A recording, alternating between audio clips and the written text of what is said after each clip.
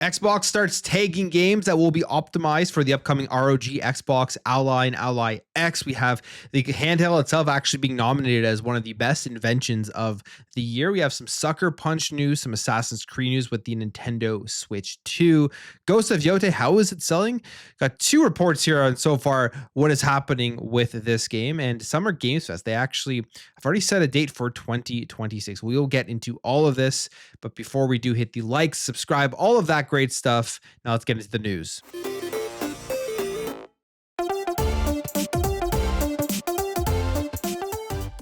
The ROG Xbox Ally X and the Ally come out tomorrow. Big day. I will be picking mine up. Hopefully my shipment comes in. I'm also going to probably try to go to a store and just see if you can actually pick one up in the morning when Best Buy does open, and just see how that whole process is for the day one buyers who want to get there in hand if they haven't pre-ordered one. If you can even get one at pre-order, we are seeing some pre-orders being pushed out to December, some to November. So not sure exactly how it's all going to go down, but it will be interesting to track how everyone reports how they get their pre-orders and if they do land on time. But one of the best things here about the ROG Xbox Ally devices is going to be the compatibility in the Xbox ecosystem and the full screen experience, and knowing whether games will be able to run on the device. We've seen some tests and performances already running smooth with games like Battlefield 6 and Helldivers 2. So if you want to play those games, you're going to be great. And a lot of the major AAA games are going to be able to run fine on the ROG Xbox Ally X specifically. Now, Xbox themselves have began rolling out the updates for tagging games that are actually going to run well on these handheld devices. This is very similar to the Steam compatibility program, which I think does a great job of letting you know if a game is going to be playable. Xbox is doing the same thing, which is good news for anybody out there who won't have to worry about, will this game run, all this stuff. A lot of the things here with these handhelds as well is going to be just the ease of use and the convenience with shaders loading up before you launch the game and everything. Because right now on PC games, you load them up and you think you're ready to play, then it has to load all these shaders. That's not going to be an issue here with the Ally devices. But here is Tom Moran on Twitter saying that Microsoft has started tagging games with its Xbox handheld compatibility program. Handheld optimized games will get a green indicator that they're good to go, while mostly compatible titles will be marked with a blue label and a note that some settings may need to be tweaked. So this is exactly what it looks like. If you click on a game on the handheld itself, it will tell you, will perform great on your device if it's green, and then it says handheld optimized, and it lists off all of the things that make it optimized. So game functionality works correctly using the default controller configuration, always an annoying thing for base Windows 11 on these handhelds, especially when these handhelds first launched. It was annoying trying to get some of that stuff working.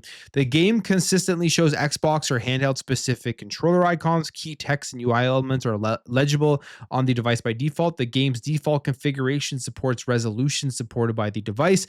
And for text input, the game provides an on-screen keyboard or a controller-friendly custom text entry method. So all of the big things here to function work. They will let you know if it is green. If some don't work or it's mostly compatible, it will be blue. You click more details and it'll tell you, I believe, exactly what an issue could be with this game. And then if you can see here, the things that are green have the check mark, and then the information sign there in blue will say what's wrong with it. This one says some of the settings on the handheld need to be modified to play this game. So it's rolling out. We're here. It's a day away.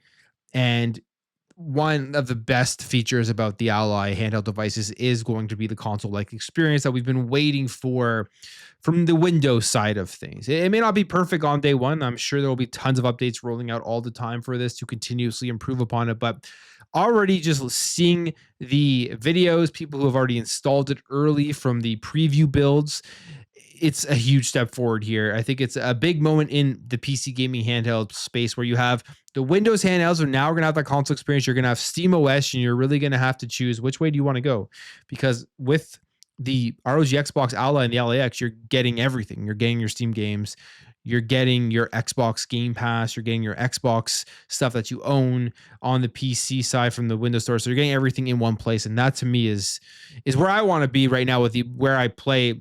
My majority of my stuff is Steam and Xbox. So I have them all in one place. That's a huge win for myself. And I'm excited to pick this thing up on October 16th tomorrow. And again, we'll see how the whole rollout does go. Now, the handheld itself is getting some big praise here. It's actually being named one of the best inventions of 2025. Kind of an interesting thing here. This is from Time Magazine. It says the ROG Xbox Ally X has already garnered a prestigious honor before its October 16 launch, as the upcoming handheld by Asus and Microsoft has been named one of the best inventions of 2025 by Time Magazine, and it made the list due to being a portable Windows-powered device that can run games from a user's PC and Xbox libraries. And I mean, it's not the first one that can do that, of course, but I think the thing that should be highlighted, which is what I've already talked about, is the full screen experience and finally giving us that console-like experience from the Windows side of things. So this will be the beginning of an expansion of that, and it continuously getting better. And we will finally get that good experience when using the operating system. So that to me is the big highlight here. That would make it a big invention, and as well the Z2 Extreme with the AI stuff in there. We'll see how that also works because that could be pretty cool. But yeah, it is being named here for Time Magazine as one of the best inventions of the year. Well, and yeah, I'm sure it'll take that title and move forward with it and praise itself for being on Time Magazine's list. All right. Aside from the ROG Xbox Ally X and the Ally stuff, coverage will continue with that, of course. I'll be showing off games on it once I get it in my hands. We have some other stuff here to talk about. We have some Sucker Punch news. As we know, they just released Ghost of Yotei, and you have to wonder, what are they doing next? Are they going to be working on multiple projects? Will they be just making another Ghost game? Will there be, my fingers crossed, hope that they're bringing back Sly Cooper? But they are saying here that they're actually going to be just remaining a single project studio and not going on and working on multiple projects. This is what the Sucker Punch boss is suggesting. Says if we were good at juggling 4 projects, yeah, we'd have a remaster, but we only get to do one thing. Speaking of VGC and talking about where they want to go from here, they say the truth is that whatever we do next, whether it's continuing Ghost or going back to Sly, which I really hope they go back to Sly. We can wait a bit here for another Ghost game they've given to. Let's get Sly Cooper back. It's one of my favorite games and one of my favorite series ever on the PlayStation 2. They say the decision is really more limited by, again, our cherishing of focus and time to iterate, which means that we really can only do one thing at a time. If we were good at juggling 4 projects, yeah, we'd have a remaster and let's go do one of those and do some fan requests that would be really popular, but we only get to do one thing. So it's kind of has to be your best idea, right? And that's really clarifying. It's not like there aren't 15 good ideas, but you only get to do one.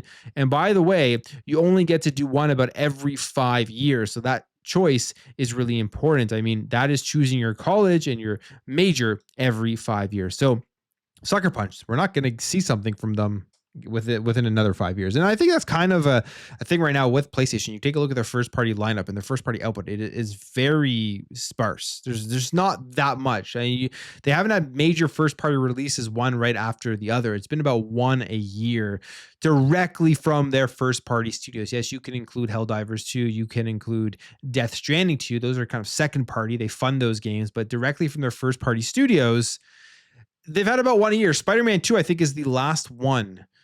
Aside from Concord, which obviously failed and only lasted like 6 days. So that's going to be a continuous struggle. And if you're wondering why PlayStation had greenlit all of these other games that had now been canceled, the live service, it's probably because they're looking at trying to get more content out there from a first party perspective, filling gaps as they wait 5, 6, 7 years, however long it takes sometimes to make these games from their major first party studios. Ghost of Yotei, though, did just come out, and people are wondering how this game sold. My prediction was, it was going to sell well. The first one sold well. This one will sell well too. And it looks like we have two kind of not conflicting, but different perspectives as to how it is selling. I think based off of what the numbers are going to come out at the end of the day, Ghost of Yotei will have good sales numbers. They will reflect the general first party PlayStation sales numbers. They sell millions of copies, but it isn't a game that is always topping the charts. It isn't the game that PlayStation users, all of them are running out. It is a minority of PlayStation users that actually purchase first party exclusives, which is a kind of a point I tried to joke around with on a tweet that I did. And yeah, the results of that tweet are exactly what I thought. But when we look at Ghost of Yotei, we have two not conflicting, but different opinions here. We have from Europe, we have the game business reporting on how it did in Europe. It did very well in Europe, saying Ghost of Yotei debuts at number 2 in the European charts, with opening sales in line with its predecessor. 2020's PS4 hit Ghost of Tsushima, digital and physical copies sold. And they say here, Ghost of Tsushima was a surprise hit for Sony back in 2020 and launched during the pandemic, which drove record numbers for video game sales. It is the biggest first-party PlayStation launch since Spider-Man 2 in October of 2023. So that's actually wild. So the last first-party PlayStation launch was October 2023. I guess that's been more than a year since we got another one. But so that means less units, the less PlayStations out there, same amount of game sales, higher percentage of attachment rate overall for this game with first party PlayStation players. So it's doing well, but it is still, again, you'll look at the sales numbers when it is at the end of the day that it is still a minority of people who on PlayStation who play the first party titles, which is kind of the point I was trying to make here, because Matt Piscatella, he highlights the engagement rate, how many PlayStation 5 gamers actually are engaged and played with Ghost of Yotei since it has been released. And it tells us somewhat of a different story. He says here, it turns out Ghost of Yotei ranked 12th during its debut, with 4.4% of active PlayStation players that week giving it a go. So only 4% of the active PlayStation 5 players actually went and tried the game. He says Ghost of Tsushima also ranked 12th in its launch week back in 2020 with, again, 4.4% of active PlayStation players engaging. And I tweeted out, people still fight me when I say people don't buy PlayStation for exclusive, because you look at the sales chart on a monthly basis, you see what people are playing mainly on PlayStation. It is not the first party exclusives. Yes, there are millions of people that buy PlayStation to play the exclusive, but it isn't the main selling point for the console for the majority of PlayStation gamers out there. Regardless of that, Ghost of Yotei, I think, is going to hit their sales targets and do well in their sales, probably very well in their sales. There's also the whole culture wars thing leading up to the release of the game, which is almost happens on a regular basis now with every game that it does release. And even if a game sells well, you'll still have the culture warriors saying that their side was correct, even if the statistics and the data goes against them being right. So that's always a funny, weird thing that does happen with a lot of these games. A couple more things here. Summer Games Fest is confirmed here for 2026 with the date and a venue change. So we already have a date for this. June 5th will be Summer Games Fest next year.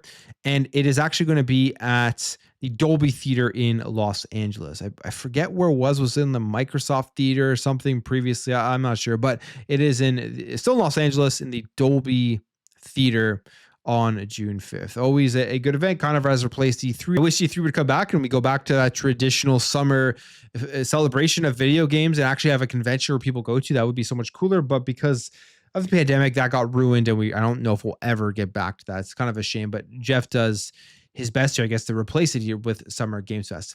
Finally, we have some Assassin's Creed news. Two things here. We talked about this yesterday, and it is regards to the Nintendo Switch 2 and Assassin's Creed Shadows coming out. It looks like it is coming out, and then now we have a date or a time frame here from Deal Labs and Bill Kuhn, who is very good at these types of leaks, generally is like 100% correct on them, but says here that it will be releasing in December of 2025. And this is according to the report that it will be officially announced around November 7th, 2025, while the actual release date will be expected December 5th, 2025. Deal Labs also reporting that it expects the new version to be priced around 50 euros. So it's going to be coming out then. I think Assassin's Creed Shadows will do very well on the Nintendo Switch 2. Like, it already did well on the other platforms, but I'm actually extremely excited to see how this game does run on that in handheld mode more than anything. Because Star Wars Outlaws, Ubisoft did a great job optimizing it for this thing. And obviously you look at the Nintendo Switch 2, you compare it to the power of what we're getting tomorrow, which is the Allies and the Ally X's and stuff. And it isn't even in that range, even close to that. But they have some secret sauce there with the NVIDIA chip that they have on the console itself. And you can see if optimized properly, games can perform adequately where you're getting a good experience. They did it with Star Wars Outlaws. They're more than likely going to be able to do this as well with Assassin's Creed Shadows. So, and that's a very beautiful game if you've played it on your Xbox, your PlayStation, or PC. Getting it to run on the Switch 2, we'll see how impressive it is. Let's see if they can pull off the same thing they did with Star Wars. And all of this happening, the actual head of Assassin's Creed has left Ubisoft after 20 years. And this comes at a very interesting time because we all know the new subsidiary with Tencent was opened up where Assassin's Creed is now under that new studio. And now the executive producer Mark Alex Cote is no longer with the company as the news broke via an internal email. So they sent out an email letting people know about this. This has been this is my fear as an Assassin's Creed fan with Tencent getting, they're not a majority owner or anything like that. They helped invest in the company and they're going to be help running this new studio with some of Ubisoft's biggest franchises, Assassin's Creed and Far Cry and Rainbow Six. My worry is that it gets turned into something completely different than it is. Some people don't even like it now, but I still think Assassin's Creed is a good game, a great game for some of the entries. And if they make it into something that it's not, they add more things that Tencent likes doing. And there's already microtransactions, but they quadruple and quadruple down on that. They make a lot more mobile spin-offs of these franchises at these studios now because we know Tencent loves that stuff as well. That is something that I am kind of worried about going forward to see what changes there will be. Maybe it won't be. Maybe they're just going to continue driving the boat, making sure that the games come out at high quality, and that's completely fine. But we'll see. This is a first sign of definitely changes are happening now with this new studio that has opened up with the involvement of Tencent. I'll end the video there. If you did enjoy this video, hit that thumbs up. If you're new here, hit that subscribe, and I'll catch you guys in the next video.